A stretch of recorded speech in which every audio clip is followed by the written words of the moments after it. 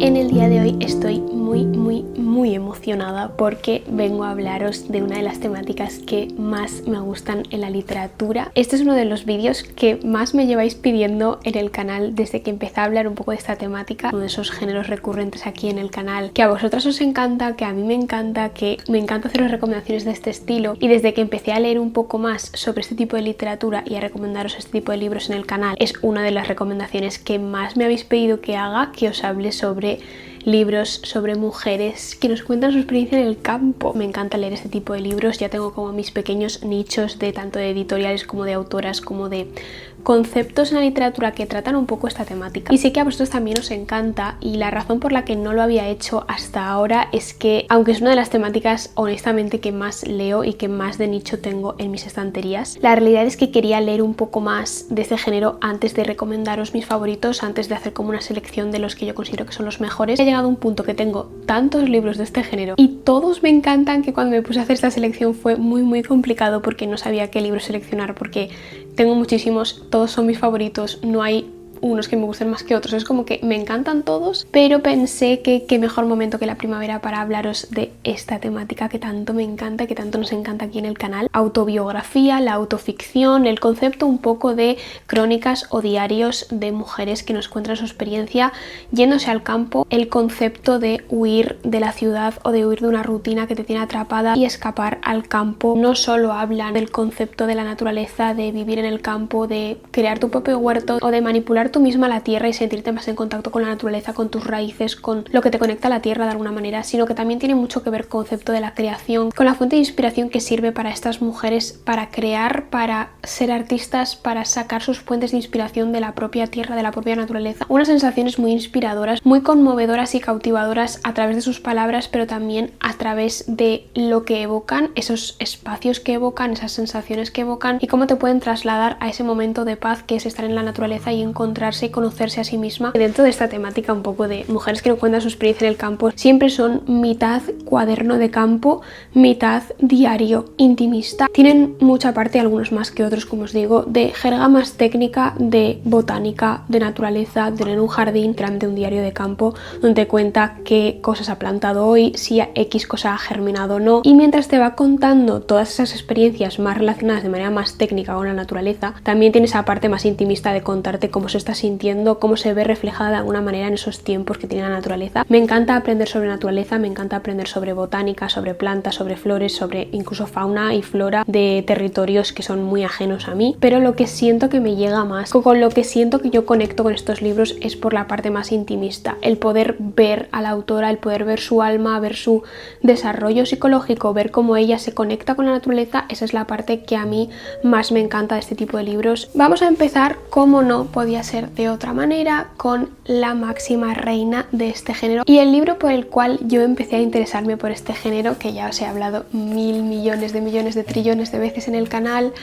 Anhelo de raíces, de May Serton. Anhelo de raíces es mi libro favorito en el mundo entero, y desde que lo leí no he dejado de recomendárselo a todo el mundo que conozco. Os lo recomiendo, vídeo sí y vídeo también, porque es una joya literaria que no te puedes perder. Es un libro que te atraviesa, simplemente es uno de esos libros que son memorables en sí mismos, que sus palabras hacen que sea un concepto inolvidable, que se te queda dentro para siempre y te hace conectar con el libro de una manera muy intensa, muy visceral. Es un libro que, como os digo, os atraviesa completamente cuando lo estás leyendo. Sus palabras son lo suficientemente afiladas, lo suficientemente potentes para hacerte entrar en todo su desarrollo. Es un libro autobiográfico, entonces aquí no tenemos nada de ficción, es todo como crónicas, diarios, entradas de diarios de May Serton, cuando en la década de los 50 May Serton se mudó a New Hampshire, a Nueva Inglaterra. Después de la muerte de sus padres, May Serton decidió comprar una casa en un terreno en New Hampshire y empezar una nueva vida ahí, y habla un poco de esos primeros 10 años, esa primera década en la que ella vivió en una casa en el campo, en un lugar completamente aislado, en un pequeño pueblecito donde todo el mundo se conoce. Los estilos de vida más frenéticos de la ciudad por vivir en una zona mucho más rural, campo, naturaleza, y poder crear su pequeño huerto, su pequeño jardín. Un poco romantizada la parte más bonita de tener tu propia casa, de poder construir tu propio hogar, de poder hacer tu casa con tus manos, de poder disfrutar de tu hogar ideal y crear tus raíces en en él. También habla de cómo tú misma puedes construirte tus propias raíces, puedes crear una vida nueva en un sitio diferente, puedes conocer a la gente de ahí, crear una familia. Crea un poco ese concepto de empezar de cero de una manera muy poética, a pesar de lo sencillo que es, porque simplemente son las memorias de una mujer que está construyendo un hogar, una mujer que se ha comprado una casa y te cuenta cómo ha pintado las paredes de blanco, de las personas que van a visitarla, de su rutina como escritora, de los tomates que ha plantado en su jardín y los problemas que ha tenido con su jardín esa semana. Pero al mismo tiempo que te está contando algo tan sencillo y tan terrenal y tan aparentemente mundano, te está dando unas reflexiones absolutamente increíbles. Se siente un poco como si ella hubiese captado a través de sus palabras ese momento en el que un rayito de sol entraba por su ventana y alumbraba las flores silvestres que había recogido esa mañana para ponerlas en la mesa, y simplemente ha captado ese momento y lo ha transformado en un libro increíble. Las herramientas que utiliza para metaforizar y de alguna manera conceptualizar todo el proceso de crear un nuevo hogar, de vivir en la naturaleza, de vivir también en aislamiento, el momento también de soledad, cómo transforma todo en una especie de cuadro, en una especie de paisaje creado a través de la poesía y a través de las propias palabras. Me parece magia, simplemente me parece brujería, y es por eso que para mí May Serton es una maga de las palabras completamente, porque sabe hacer magia con ellas, sabe hacerte llegar sensaciones, es capaz de transportarte a un lugar y hacerte sentir las sensaciones que se sentían en ese lugar. Y me encanta May Serton sobre todo dentro de este concepto de mujeres que nos cuentan su experiencia en el campo, porque tiene toda esa obra que Gallonero ha acogido de la mejor manera aquí en España, editando sus obras. Si al final la historia de su vida fueran varias entregas, como una pequeña saga de sus experiencias de memorias en el campo, y esto me encanta porque es como que puedes recibir la misma historia desde diferentes perspectivas y entender mejor esa experiencia de May a través de sus memorias más completas. Hay varias entregas, varias versiones de la misma historia, hay segundas partes, hay precuelas, entonces podemos tener una continuidad entre obras, y eso es algo que me encanta, el poder combinar Anhelo de Raíces con Diario de una Soledad, que al final es un poco la cara B de Anhelo de Raíces, que cuenta prácticamente la misma historia de esos años en Nelson, pero contándote la parte mala de vivir en soledad, lo que siempre idealizamos un poco la vida de campo, ¿no? Y el concepto del Beatus Ile en la propia modernidad, pero también en Diario de una Soledad vemos como la cara B de todo eso, la contraportada de que no todo es tan mágico, no todo es tan idílico. Todos esos sentimientos por los que pasaba May mientras estaba saliendo de una depresión están muy bien reflejados en Diario de una Soledad, entonces podemos tener las dos versiones y quedarnos con la que mejor necesitemos en cada momento. También en La casa junto al mar vemos un poco esa segunda parte de después de todos esos años que pasó ella en la casa de Anhelo de Raíces, se fue a Maine, a una casita junto al mar, y vemos un poco la misma experiencia que vemos en Anhelo de Raíces, pero con un espacio diferente, con un paisaje distinto y con una May cambiada que va desarrollándose poco a poco entre un libro y otro, y vas viendo como ese avance, ese cambio psicológico que vamos viendo en la protagonista, que al final es la propia autora. Tengo un par de libros de Gallonero de May que todavía tengo pendientes y me hace feliz, la verdad es que me hace feliz todavía tener libros pendientes de ella y poder seguir consumiéndola, porque May Serton es mi autora favorita probablemente, y Anhelo de Raíces sin duda alguna es mi más favorito. Estoy yendo un poco por editoriales, la verdad, porque no estaría así en la estantería, así que os los voy a ir recomendando por editoriales. Otro libro que también me encanta de esta temática es El jardín de una isla. La verdad es que después de los de May de Gallonero, este probablemente sea mi siguiente más favorito. Es un libro muy sencillito, me recuerda mucho a esa sencillez que te cautiva que vemos en Anhelo de Raíces, más que contándote simplemente como las memorias de la rutina de una persona que vive en el campo y que escribe. Al mismo tiempo es como que nos conmueve y nos hace conectar y nos hace empatizar de una manera muy profunda. También es un libro muy cortito, es muy ligero, se lee rápido. Siento que las que son más ligeras, más cortitas, se hace una lectura mucho más dinámica. Este libro siento que es como un clásico de la jardinería. En este vemos mucho más cuaderno de campo que diario intimista. Celia Thaxter, que es una autora, una mujer que vive en una isla cerca de Maine, nos cuenta un poco cómo ella cultiva un jardín en esta isla que va cuidando desde que era niña, y te va contando un poco sus memorias de cómo empezó ese jardín, qué tipo de semillas prefiere sembrar, qué problemas de plagas tiene en el jardín, qué ha conseguido que crezca este mes, ese tipo de cosas más. Es como un cuaderno de campo, entonces siento que es un libro que es ligerito, que es interesante, sobre todo para las que estéis pensando empezar un cuaderno de campo esta primavera, que ya os hice un vídeo hace poquito cómo empecé yo mi cuaderno de campo y de qué manera me gusta a mí enfocar mi cuaderno de campo. Sobre todo leerlos en primavera o en momentos más luminosos de la naturaleza, creo que te da una perspectiva muy inspiradora y que te da como muchas ganas de empezar también a escribir tú sobre lo que aprendes en la naturaleza, incluso si tienes un pequeño jardín o un pequeño huerto en tu balcón o en tu casa, también te pueda dar como esa perspectiva de estar viviendo ese momento más rural, ese momento más tradicional, más analógico, de simplemente estar en contacto con la naturaleza, que es un libro que, aunque sí que tiene un poco esa jerga más técnica de cuaderno de campo, yo lo sentí como muy accesible. No tiene un lenguaje muy elevado, simplemente es un libro que te habla de una señora y su jardín y punto. Se puede conocer mucho a una persona a través de su jardín y creo que este libro refleja un poco eso. Creo que Celia Thaxter tiene un don muy específico, muy especial, para de una manera muy sencilla y muy orgánica hacerte llegar esos olores, esos colores, esas esencias de lo que es la experiencia en el jardín, y es por eso por lo que creo que es uno de esos libros mágicos que te transportan a la vida de campo, a la vida de jardín. Y también creo que es especial porque te habla un poco de tener un jardín en una isla, lo cual suele ser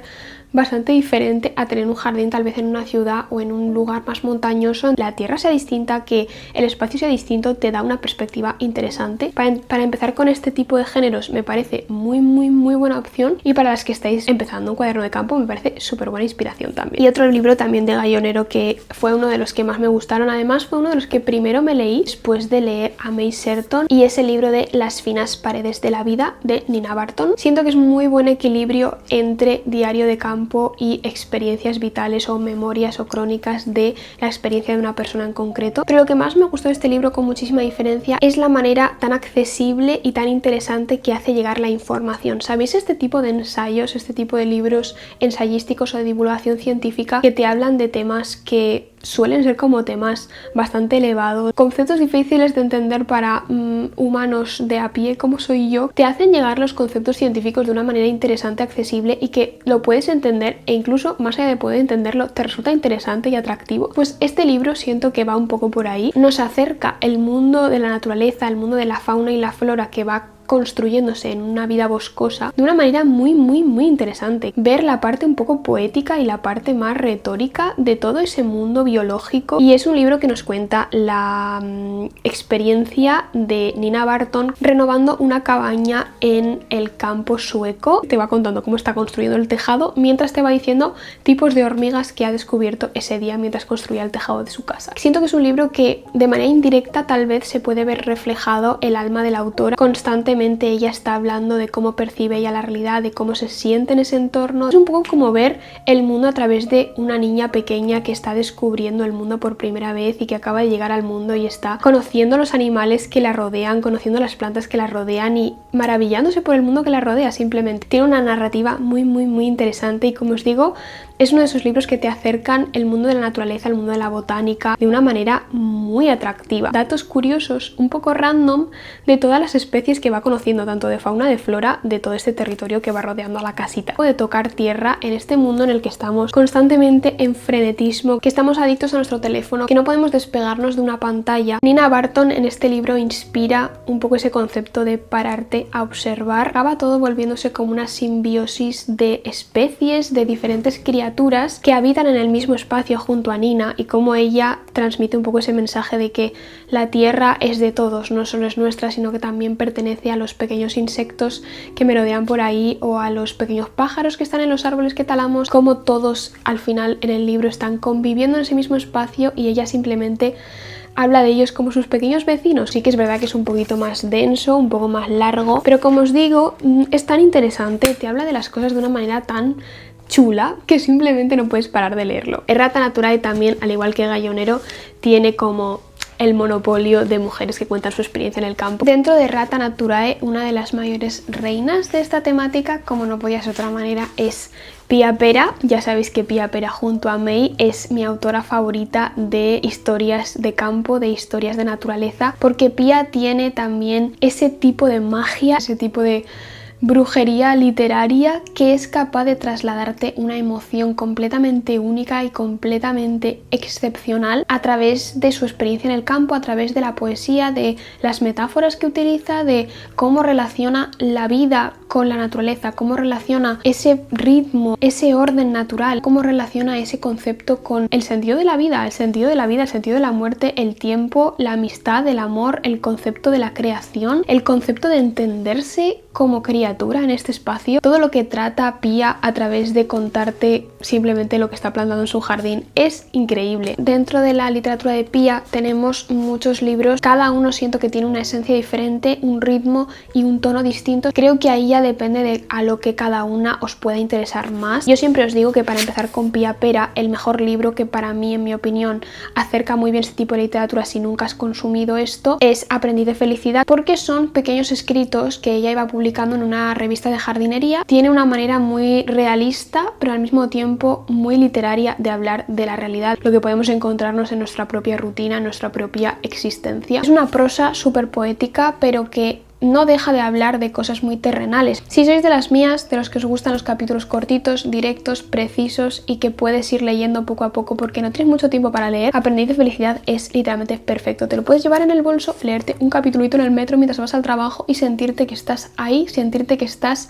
en ese mundo más rural, en ese mundo más luminoso, lleno de plantas, lleno de flores, lleno de jardines. Del resto que han traducido en Errata Naturae de Pia, la verdad es que mi más favorito es Aún no se lo he dicho a mi jardín. Siento que tiene una solemnidad especial, es un libro que trata temáticas mucho más pesadas que los otros, no pesadas de aburridas, sino pesadas de densas de procesar, de cuando a Pia le diagnosticaron una enfermedad y cómo ella va relacionando un poco ese concepto de se me acaba el tiempo, ese concepto de soy consciente de que como ser humano voy a morir en algún momento, pero ahora de repente se vuelve un poco más real, aprovechar todo lo que le rodea, de disfrutar al máximo los minutos que le quedan en este mundo. De alguna manera contrasta el ritmo natural de crecimiento de una flor con lo que ella misma está viviendo, de cómo se marchitan las plantas y ella tiene que volver a plantar las semillas y tiene que volver a hacer crecer las plantas y las flores de su jardín, con cómo ella va viendo también que su cuerpo se va poco a poco marchitando y cómo al final relaciona que no somos tan distintos de la naturaleza que nos rodea. También me gustó mucho la perspectiva de que para ella en estos momentos de entender su enfermedad ella encuentra en su jardín un refugio. Todos esos momentos de las plantas se marchitan pero vuelven a resurgir, a la primavera siguiente vuelven a florecer todas las plantas, toda la vida vuelve a surgir. Entonces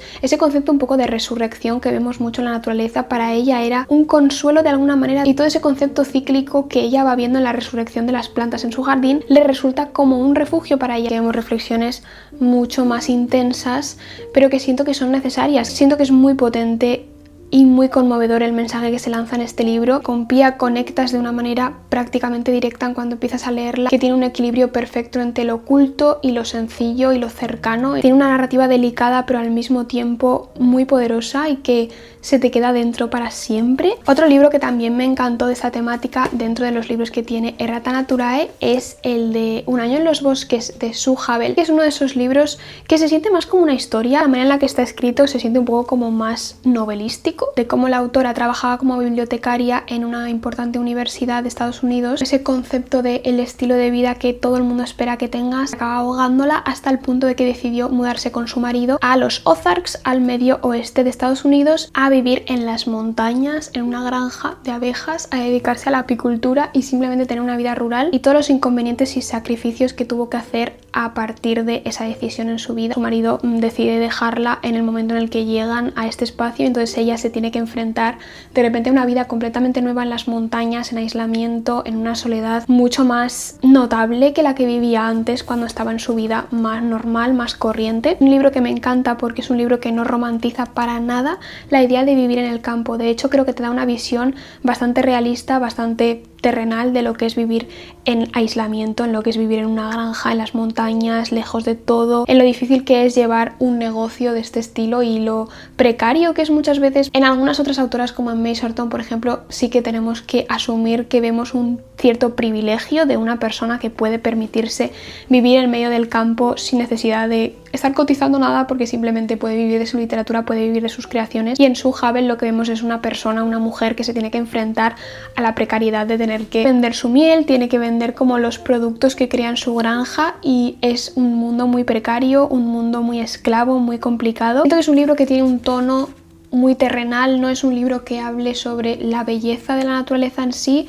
sino de la experiencia de estar en una naturaleza más salvaje y de cómo eso puede ser al mismo tiempo bello y al mismo tiempo exhaustivo. Muchas veces tienes que poner en una balanza tus valores, tus perspectivas y tus expectativas de la vida que quieres vivir, y Sue Havel habla de eso, con una brillantez excepcional, tiene un tipo de pluma única, en el sentido de que no es especialmente pretenciosa en la manera en la que te habla de su granja, de su trabajo en la granja. Al mismo tiempo también se queja de las cosas que se tiene que quejar, habla de lo difícil que es vivir en el campo, y todo eso te da una perspectiva muy terrenal y muy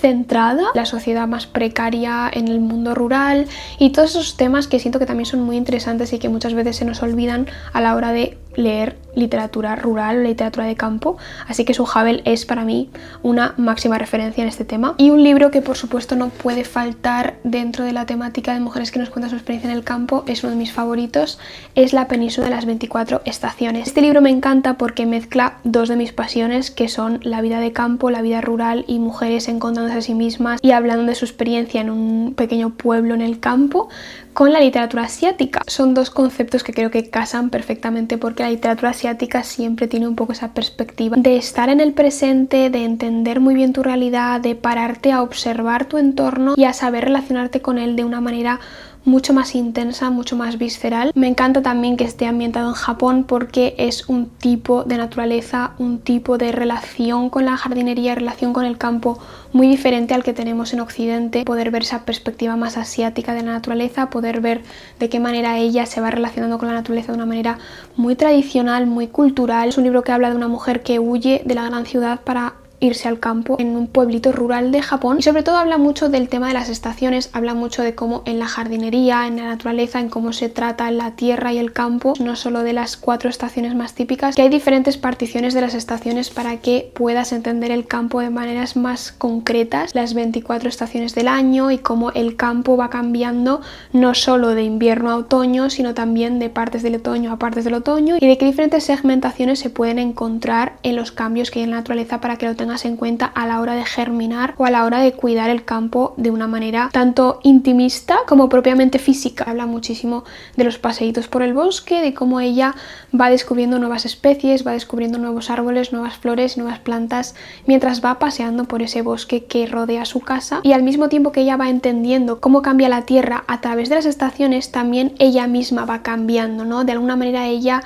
se conecta con la naturaleza y va teniendo también esos cambios cíclicos que tiene la naturaleza. Me gusta muchísimo cómo está escrito este libro, es precioso, es un libro que no puedes parar de subrayar. Tengo muy buen recuerdo de él porque lo leía mucho en mis paseitos por el bosque en otoño hace un par de años. El bosque de alguna manera se va impregnando en toda la esencia de los pueblerinos que rodean ese campo japonés. Me encanta, es un libro precioso y sobre todo es un libro que me parece poco técnico. Sí que es cierto que te da ciertos datos curiosos o pequeñas curiosidades de la naturaleza que rodea a la casita donde vive ella, pero sobre todo creo que habla mucho de sentimientos, de emociones, de la parte más intimista, de mudarte, de escapar, de querer empezar de cero. Escribir haikus con tu madre en la pequeña terraza mientras ves el baile de las luciérnagas nos acerca de alguna manera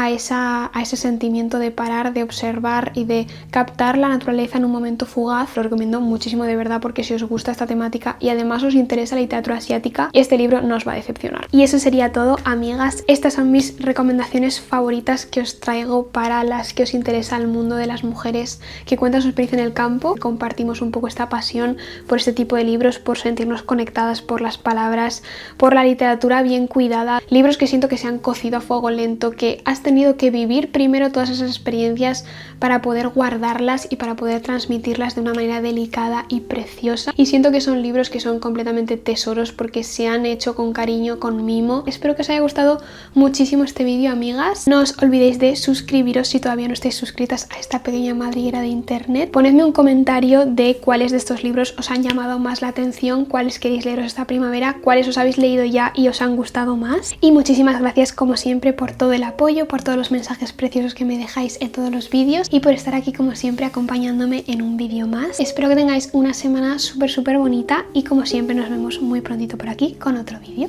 ¡Chao, chao!